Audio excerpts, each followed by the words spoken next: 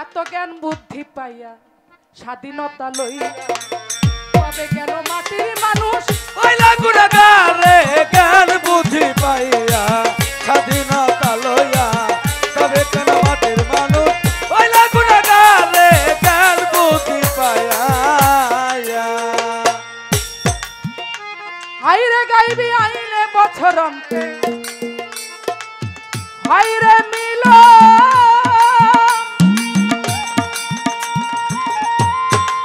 ওরে বাজান পুরা দেখো হাইরে মিলন বছরে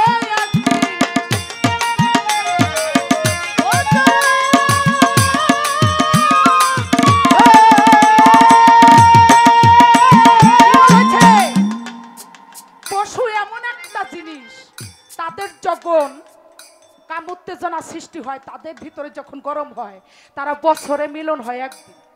আলাউদ্দিনের গানের মধ্যে আছে তারা দেখো হয় রে মিলন বছরে একদিন। আর মানুষে কি করে হ্যাঁ তাই ওনার গানের মধ্যে বলেছে এত জ্ঞান বুদ্ধি পায়া স্বাধীনতা লইয়া তবে কেন মাটির মানুষ হইলি গুনাহগার। ওনার গানের মধ্যে একটা কথা আছে তোমার চাইতে অতি ভালো পশু জানো। তাহলে পশু খারাপ জিনিস না। আর সবচাইতে বড় কথা হইল এই সৃষ্টি 18,000 মাখলুকাত সৃষ্টি তার মধ্যে সৃষ্টির সেরা জীব হইল মানুষ। সৃষ্টি জগতে গুপ্ত ধনাগারে আল্লাহ যখন ছিল অচৈতন্য অবস্থায় উনি চেতন হইলেন উনার ইচ্ছা প্রকাশিত হইল সৃষ্টির বাসনা জাগৃত হলো উনি ওখানে ওনার মুহাম্মাদি নূর সর্বপ্রথম সৃষ্টি করলেন। সেখান থেকে উনি আস্তে আস্তে 18,000 মাখলুকাত সৃষ্টি করলেন। এই সৃষ্টি সম্বন্ধে আমাদের মনে হয় এখানে যারা আছে অনেকেরই ধ্যান ধারণা আছে যার কারণ আমি যতটুকু না বললেই চলে না সংক্ষিপ্ত ভাবে বলতেছি। তো সৃষ্টি করার পর গুপ্ত ধনাগারে সৃষ্টি জগতে যখন সৃষ্টি হইল ওখানে যাহা কিছু সৃষ্টি হয়েছিল ওখানে কোনো কিছু অপবিত্র কি বাবা ওখানে কোনো কিছুই অপবিত্র ছিল না। একজন মানুষ এই পৃথিবীতে ভূমিষ্ঠ হওয়ার আগ অব্দি পর্যন্ত আগের দিন পর্যন্ত একটা মানুষ পবিত্র বলেন সুবহানাল্লাহ। মায়ের গর্ভে যখন থাকে যেদিন জন্ম নেয় তার আগের দিনও পর্যন্ত শুধু আগের দিন নয় জন্ম নেয়ার 1 সেকেন্ড আগ পর্যন্ত একটা মানুষ পবিত্র থাকে। মানে এই দুনিয়ার মধ্যে ভূমিষ্ঠ হয়ে মায়াময় জম্পদ্বীপে যখনই পা ফেলায় সাথে সাথে ওই মানুষটা মোহমায়া। তো বাবা এই দুনিয়ার মধ্যেও মায়ের গর্ভেও একটা শিশু পবিত্র থাকে।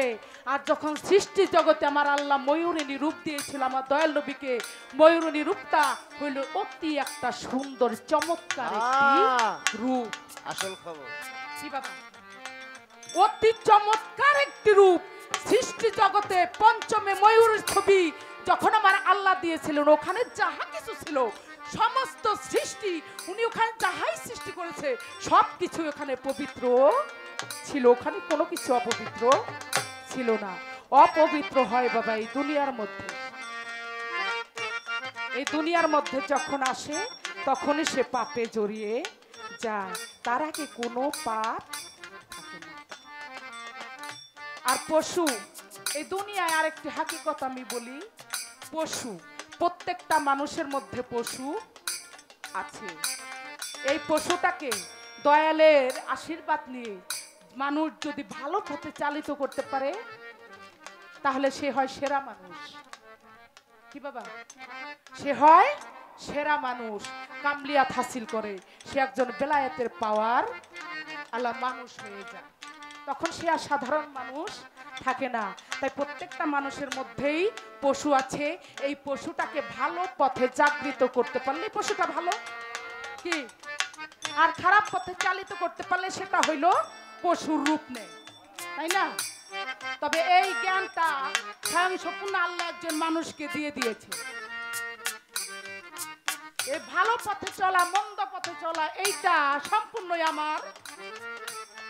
আমার উপরে নির্ভর করে। আল্লাহ কোরআনের মধ্যে বলে দিয়েছেন, হে মানুষ তোমরা কর্ম করো, তোমরা কর্ম করো, আমি তার ফল দেব।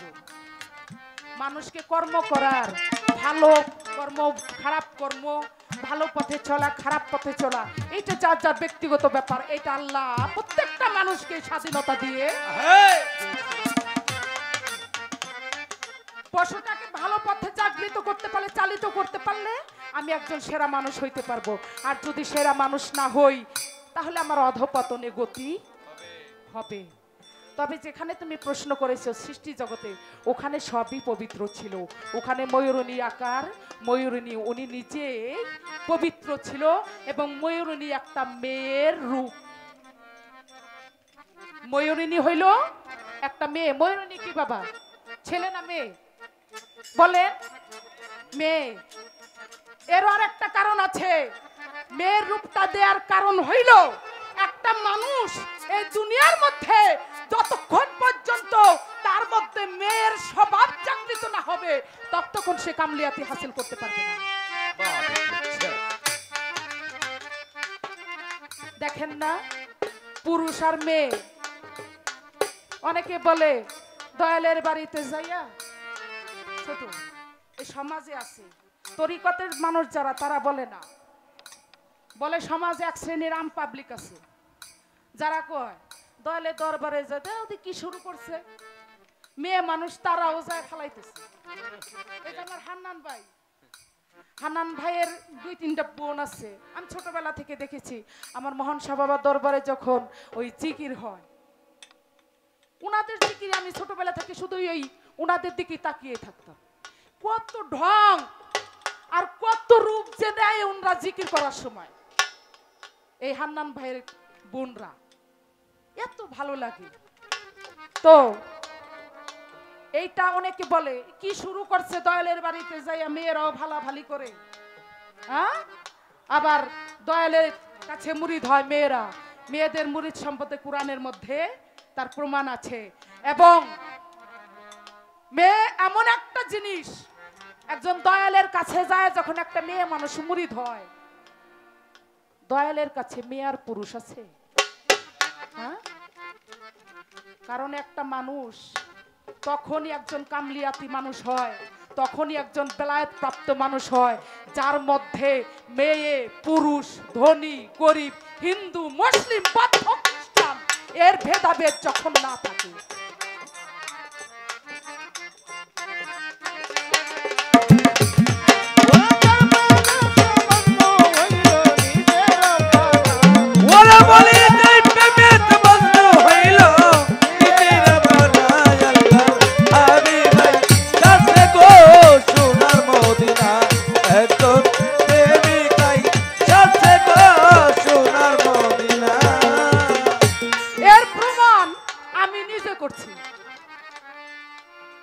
মাচাইন বাজার ঝিটকা শরীফ দয়াল বাবা বাহারশার একজন ভক্ত দরবেশ লিটন পাগলা ইয়ং। অনেকে কয় লিটন পাগলা বাড়ি ছাইরা ঘুমায়, মেয়ে মানুষের কাছে থাকে। আবার মেয়ে মানুষ কাছে গেলে তার মেয়ে মানুষ মনে করে না। আমি বললাম দূর, আমি ওইগুলা বিশ্বাস করি না। আপনাদের দোয়ার আশীর্বাদে আমি আবার একটু অন্য ধরনের মানুষ। ছোটবেলা থেকে মুরব্বিকের সাথে চলছি, আমার খেলার সাথীদের সাথে আমি সময় দেই না। আমার চিন্তা ভাবনা তো অন্যরকম। কোনো একদিন কোনো কারণে আমি ফরিদপুর থেকে চলে গেলাম সেই লিটন পাগলার বাড়ি, কাউকে কিছু না বলে। ওনার বাড়ি ছেড়ে 200 গজ ফাঁকে একটি টঙ্গের মধ্যে বাঁশ দিয়া টং বানাইছে, ঘর বানাইছে পাখরি দিয়া। সেই পাখরির ঘরের মধ্যে উনি থাকে। টং বানাইছে তো এত উঁচু করে বাঁশ দিয়া, তার সিঁড়ি দিছে আবার বাঁশ দিয়া। ওই সিঁড়ি দিয়া ওইটা ওখানে গেলাম। তো সন্ধ্যা হয়েছে, এখন বলতেছে সন্ধ্যা হয়ে গেছে, আপনি বাড়ির মধ্যে যান। আপনার সাথে কথা বলার জন্য ওইটা আমি আসছি। কয় মানুষের চোখে খারাপ দেখা যায়, মানুষ এটা বলা বলি করবে, আপনি একটা ইয়ং মেয়ে। আমি বললাম আর একটু থাকি তারপর চলে যাব। এইভাবে রাত্র 10টা হয়ে গেছে। কয় রাত 10টা বেজে গেছে, আপনি বাড়ির মধ্যে যা ঘুমাইয়া থাকেন। আমি বললাম এখানে থাকলে কোনো সমস্যা আছে? কয় মানুষের চোখে এটা খারাপ দেখা যাবে। আমি বললাম না, আমি একটু থাকবো। মানুষে তার এই রাত্রে কেউ দেখতেছে না।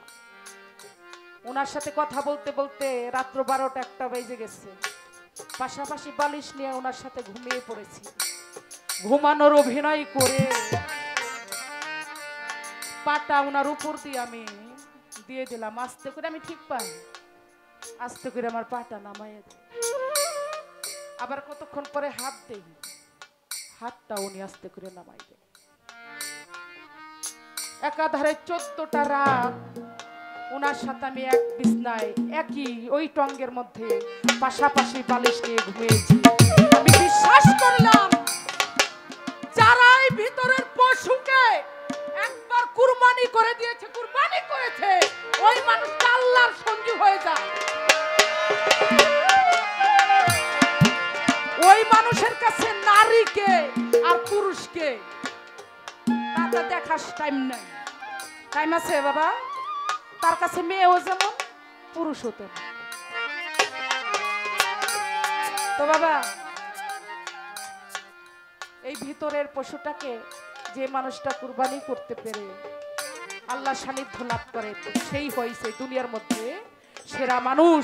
তাই একজন কামলিয়াত হাসিলকারী, একজন দয়াল বাবা, যিনি বেলায়েতের কর্ণধার হয়, তার মধ্যে নারীর স্বভাব যতক্ষণ পর্যন্ত জাগৃত না হয়, ওই ব্যক্তি কোনোদিন কামলিয়াত হাসিল করতে